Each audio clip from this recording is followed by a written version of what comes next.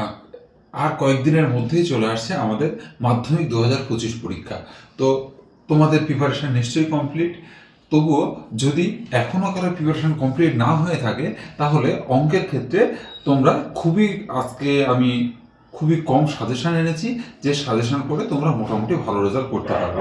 কিন্তু সাজেশান পড়ে যাওয়ার থেকে তোমরা কিন্তু গোটা বই পড়ে যাবে।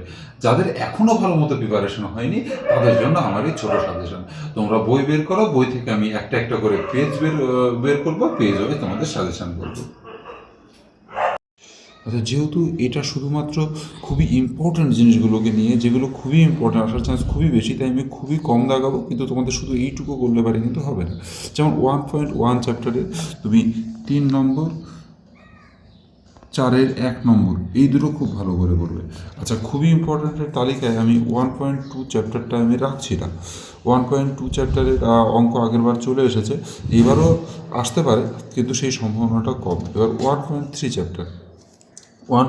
চ্যাপ্টারের মধ্যে 8, 9, 10-এর এমসিকিউগুলো, বিশেষ করে এই যে 10-এর সি নম্বর, 10-এর এর 5 নম্বর, সির 3 নম্বর, 11-র 4 নম্বর, এই অঙ্কগুলো কিন্তু ভালো করে করতে হবে। আর উদাহরণের মধ্যে যদি একটু কঠিন কোশ্চেন হয়, তাহলে কিন্তু প্রয়োগের এই 19 নম্বর অঙ্কটা কিন্তু ভালো করে করতে হবে। এবার আসি 1.4 চ্যাপ্টারে, মানে পিথাগোরাসের উপপাদ্য। 1.4 যে চ্যাপ্টারটা আছে, এই চ্যাপ্টারেরও কিন্তু আমি খুবই ইম্পর্ট্যান্টের তালিকায় আমি কোশ্চেন রাখছি না। কিন্তু তোমরা এই যে এই টাইপের অঙ্ক আগেরবার চলে এসেছে, তোমরা খুব জোর এই অঙ্কটা একটা করে রাখবে, এই অঙ্কটা আর এই অঙ্কটা, কিন্তু খুবই ইম্পর্ট্যান্টের তালিকায় আমি রাখছি না। এবার চলে আসি 1.5 চ্যাপ্টার। এই চ্যাপ্টারটা কিন্তু খুবই ইম্পর্ট্যান্ট। যেমন আমি বললাম 1.3 চ্যাপ্টারটা খুব ইম্পর্ট্যান্ট, সেরকমই 1.5 চ্যাপ্টারটা কিন্তু এবারের জন্য খুবই ইম্পর্ট্যান্ট। 1.5-এর অঙ্ক কিন্তু ছাড়া চলবে না। তোমরা 1.5-এর 4 থেকে শুরু করে 11 পর্যন্ত, 4, 5, 6, 7, হ্যাঁ, 8টাও করা উচিত শর্ট কোশ্চেনের জন্য, 9, 10, 11, পুরোটা অঙ্কই কিন্তু ভালো করে করতে হবে। আচ্ছা, এবারে যদি ওখান থেকে বাই চান্স নাও আসে, তাহলে কিন্তু 13 থেকে আসাটা একদম নিশ্চিত এবং অবধারিত। হ্যাঁ, তো 1.5 চ্যাপ্টারটা কিন্তু খুব ভালো করে করবে। এবার আসছি সরল সুদ, মানে তারপরের চ্যাপ্টারটাতেই সরল সুদের অঙ্ক এবার আমি খুবই ইম্পর্ট্যান্টের তালিকায় রাখছি না, কিন্তু সরল সুদের এই 22-এর অঙ্কগুলো মানে শর্ট কোশ্চেনগুলো, এইগুলো কিন্তু আসার চান্স এবার খুব বেশি, মানে এখান থেকে একটা অন্তত আসবে, এটা বলাই যায়। আচ্ছা, এবার বৃত্ত সংক্রান্ত উপপাদ্যের যে চ্যাপ্টারটা আছে, বৃত্ত সংক্রান্ত উপপাদ্যের চ্যাপ্টারে আমার দুটো উপপাদ্য আছে। দুটো উপপাদ্য,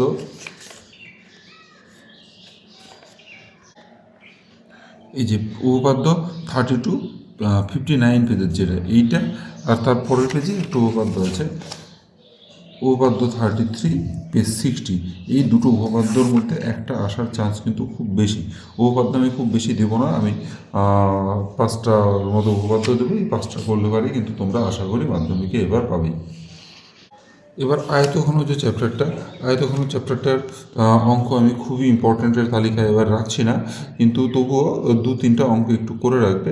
যেমন 11 নম্বর অঙ্ক, 15 নম্বর অঙ্ক, এদিকে 17, 18 নম্বর অঙ্ক, এই অঙ্কগুলো একটু ভালো করে করে রাখবে। কিন্তু এই চ্যাপ্টারে মেইনলি যেটা করবে সেটা হচ্ছে এই যে 25-এর 2, মানে শর্ট কোশ্চেনগুলো, হ্যাঁ, 25-এর অঙ্কগুলো, এক কথায় 25-এর অঙ্কগুলো কিন্তু ভালো করে পড়ে রাখবে। এবার অনুপাত সমানুপাতের যে চ্যাপ্টারটা রয়েছে, সেখান থেকে কিন্তু আমাদের 3 নম্বর আসে। হ্যাঁ, আর এই 5.1 থেকে এখান থেকে সাধারণত শর্ট কোশ্চেন আসে, মানে 2 নম্বরের কোশ্চেন আসে। তো 2 নম্বরের কোশ্চেনের জন্য এই যে অঙ্কগুলো যেগুলো দাগানো আছে, 4-এর 2, 4-এর 3, 5-এর 2, 5-এর 3, 6-এর 1, 7-এর 1, এই অঙ্কগুলো কিন্তু ভালো করে করতে হবে। তারপরে 5-এর 2 যে চ্যাপ্টারটা, 5-এর 2 চ্যাপ্টারেরও কিন্তু ওই 2 নম্বরের কোশ্চেন হিসাবেই আসে। এখানে কিন্তু 3 নম্বরের কোশ্চেন সাধারণত আসে না। 3-এর 4 নম্বর অঙ্কটা করবে ভালো করে। আর এই 4-এর যে কোনো একটা অঙ্ক, সাপোজ এইটা, হ্যাঁ, এই অঙ্কগুলো ভালো করে করবে মধ্য সমানুপাতি নির্ণয়। এরপরে মেইনলি যে চ্যাপ্টারটা ইম্পর্টেন্ট, সেটা হচ্ছে 5.3 চ্যাপ্টারটা। এখান থেকে কিন্তু একটা 3 নম্বরের কোশ্চেন আসেই আসে। তো এখানকার কয়েকটা কোশ্চেন তোমাদের জন্য আমি সাজেস্ট করছি, সেটা হচ্ছে 3-এর 1, ছয়ের 3, 6-এর 5, 6-এর 6, 7-এর 3, 8-এর 1, 8-এর 2, 9-এর 1, 10-এর 1, 10-এর 2, 11-এর 2। এই অঙ্কগুলো কিন্তু 3 নম্বরের জন্য খুব ইম্পর্টেন্ট। এছাড়াও তোমরা 13-র 1, 2 মানে 13-র অঙ্কগুলো সবগুলোই, বিশেষ করে 1, 2 বাকিগুলো শর্ট কোশ্চেনের জন্য কিন্তু করবেই, কেন এই চ্যাপ্টারটা কিন্তু খুবই ইম্পর্টেন্ট। এবারে চক্রবৃদ্ধি সুদ, চ্যাপ্টার 6.1। এই চ্যাপ্টারটার থেকে এবার অঙ্ক নাও আসতে পারে, তবুও তোমরা কয়েকটা অঙ্ক করে রাখবে। সেটা হচ্ছে 3, 5, 6, আর এই দিকের মধ্যে 15, 16, 17, 19, 25, এই কয়েকটা অঙ্ক করে রাখবে। সবগুলো অঙ্ক খুব সহজ অঙ্ক, তাই দিয়েছি। তবে এই চ্যাপ্টারের অঙ্ক এবারে আসার জন্য যে খুব ইম্পর্টেন্ট তা নয়, কিন্তু এবারে সমাহার বৃদ্ধির অঙ্ক কিন্তু আসতে পারে। সমাহার বৃদ্ধির অঙ্কগুলো খুবই সহজ। তোমরা বিশেষ করে 5 নম্বর আর এইদিকে 14 নম্বর অঙ্কটা কিন্তু ভালো করে করবে। কিন্তু এইগুলো যদি নাও আসে, সমাহার বৃদ্ধি থেকে 17 অঙ্কগুলো কিন্তু আসবেই একটা। 17 অঙ্কগুলো ভালো করে করবে। এবার চলে আসবে বৃত্তস্থ কোণ সংক্রান্ত উপপাদ্যতে। আবার উপপাদ্য পেজ 123, এই চ্যাপ্টারে তোমরা 34 নম্বর উপপাদ্যটা করবে।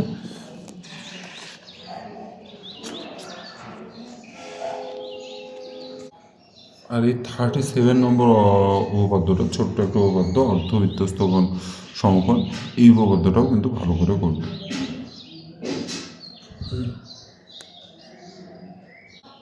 এইবার চলে আসছে আমরা এই লম্ববৃত্তাকার চোঙের চ্যাপ্টারটাতে। এই চ্যাপ্টারটা কিন্তু আমি বেসিক্যালি শর্ট কোশ্চেনগুলোই তোমাদের জন্য এই বছরের জন্য সাজেস্ট করছি। দ্বিঘাতকরণী থেকে আমরা জানি একটা 3 নম্বরের কোশ্চেন আসে।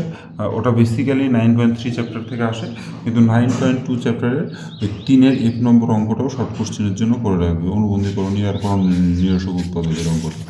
আচ্ছা, এবার চলে আসি আমরা 9.3 চ্যাপ্টারে। খুব ইম্পর্টেন্ট চ্যাপ্টার, এখান থেকে আমরা জানি 3 নম্বরের একটা কোশ্চেন আসবেই। এখানকার কোন অঙ্কগুলো ভালো করে করবে? এখানকার 4-এর 4,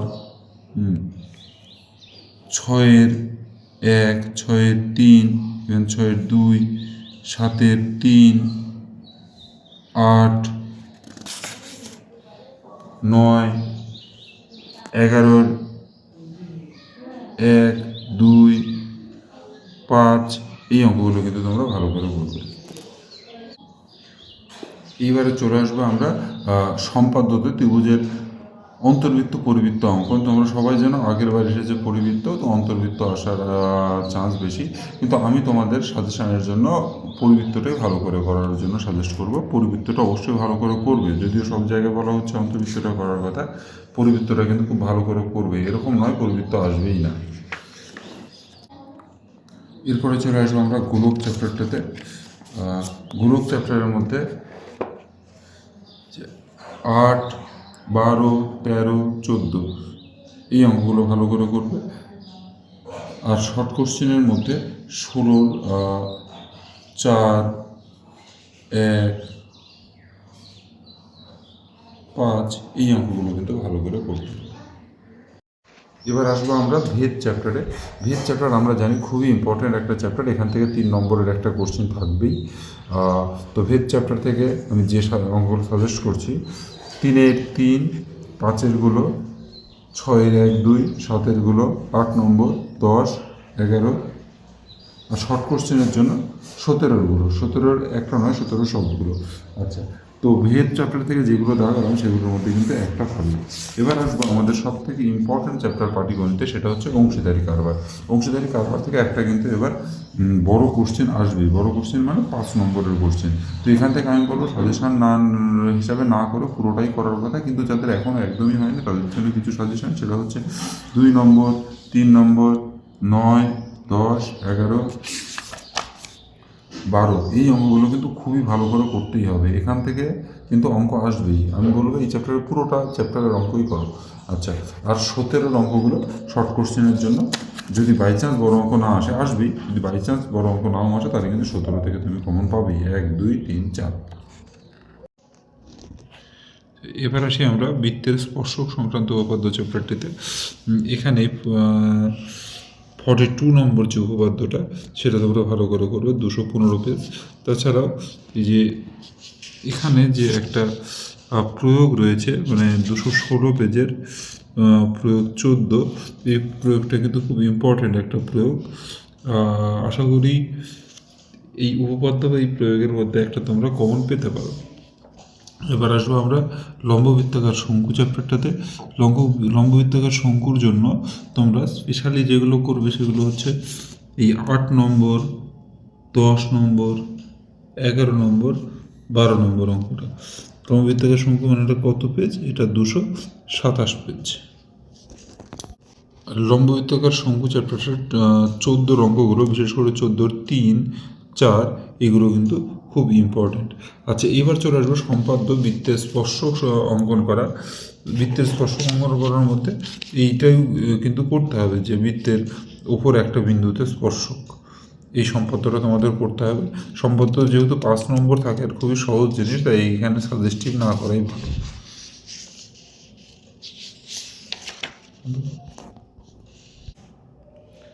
এবারে চলে আসবো আমরা সাদৃশ্যতা চ্যাপ্টারটাতে, পেজ 255। এখানকার যে 48 নম্বর যে উপপাদ্যটা আছে, কোনো সমকোণী ত্রিভুজের সমকোণী বিন্দু থেকে, এই উপপাদ্যটা তোমাদের জন্য ইম্পর্টেন্ট। আর এই চ্যাপ্টারে যদি প্রয়োগের কথা বলি তাহলে প্রয়োগ 18, পেজ 252, এই প্রয়োগটা ভালো করে করতে হবে। তাছাড়াও তোমাদের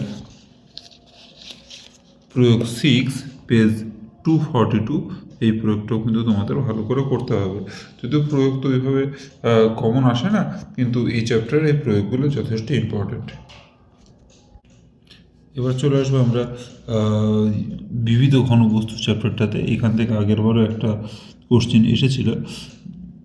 এখানকার 3 নম্বরটা, 9 নম্বরটা আর প্রয়োগের মধ্যে যদি বলি তাহলে প্রয়োগ 10, এই অঙ্কগুলো কিন্তু ভালো করে করতে হবে।